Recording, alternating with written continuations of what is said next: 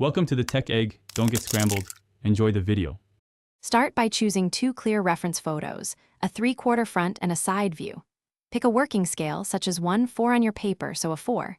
8-meter car fits comfortably. This helps map proportions accurately. Lay a 2-point perspective grid with a low horizon to emphasize the car's aggressive stance. Collect tools, pencils from 2H to 6B, a ruler, compass for a 20-inch wheel guide, tracing paper for overlays, and a kneaded eraser for soft corrections. Begin blocking the silhouette using simple geometric forms, a long wedge for the nose, a low roof box for the cabin, and wide rectangles for hips. Position the wheel centers as 20-inch circles in perspective.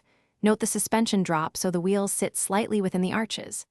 Allocate roughly 2/3 of the car's length to the cabin and nose relationship for proper Aventador balance. Sketch the rear wing, diffuser, and side intakes as flat planes first. Then subdivide those planes to indicate panels and vents before adding curves. Refine the panel geometry, carving in sharp creases along the fenders and precise panel gaps. Use a 2B pencil for construction and a 4B for stronger accents.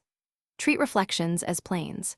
Block midtones, smooth gradients for transitions, and reserve about 25% pure white highlights for the gloss on paintwork, while placing shadows up to 60% darker to sell depth.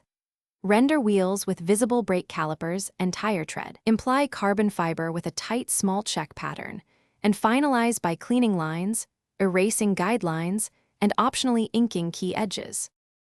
Thanks for watching. Consider subscribing if I helped unscramble your problems.